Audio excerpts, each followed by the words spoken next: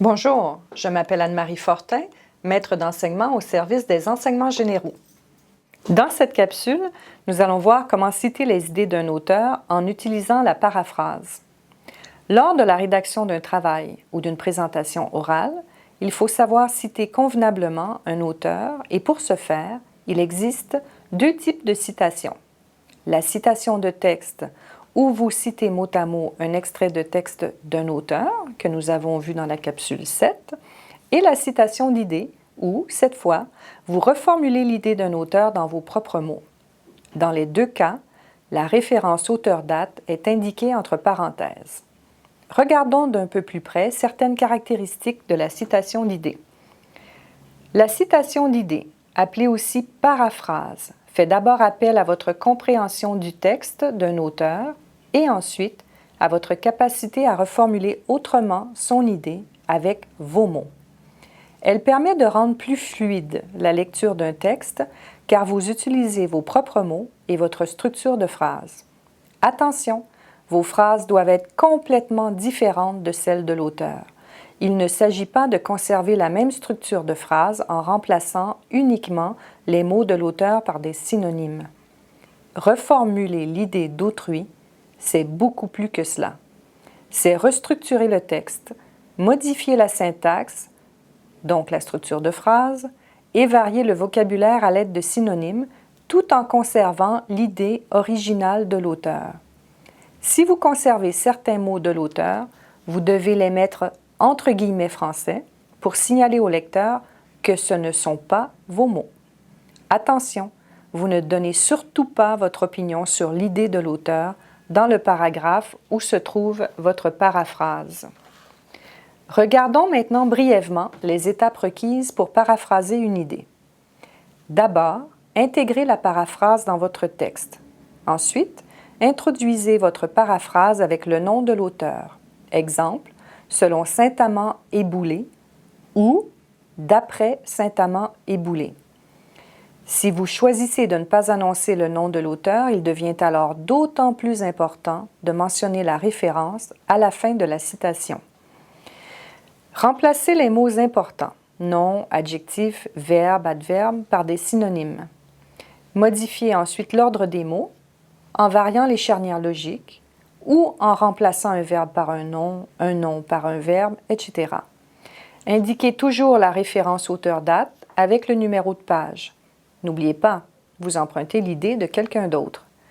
Une fois la paraphrase rédigée, assurez-vous d'avoir effectué tous les changements pertinents, phrases et vocabulaire différents, tout en ayant conservé l'idée de l'auteur. Important, lisez plusieurs fois le texte que vous désirez citer. Fermez l'ouvrage de référence et réécrivez le texte en le paraphrasant dans vos mots. C'est votre style d'écriture personnel qu'on doit retrouver. Afin de bien comprendre ce qu'est une bonne paraphrase, vous pouvez faire l'exercice suivant. Lisez le texte original présenté en haut de l'écran, puis les deux propositions de paraphrase. Prenez 10 secondes pour réfléchir et identifier mentalement la bonne paraphrase.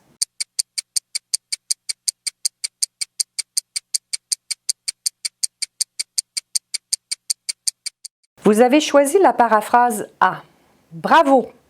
Le texte a été complètement restructuré et le vocabulaire est varié.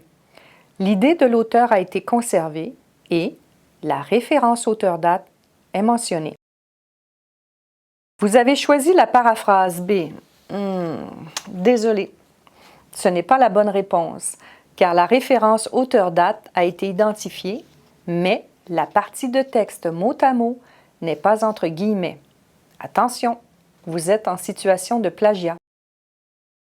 Il se peut que vous ne soyez pas certain d'avoir bien compris. Vous pouvez vérifier à nouveau votre compréhension avec un deuxième exercice. Lisez le texte original, qui est le même que dans l'exercice 1, l'exercice précédent, puis les deux nouvelles propositions de paraphrase. Prenez 10 secondes pour réfléchir et identifiez mentalement la bonne et la mauvaise paraphrase.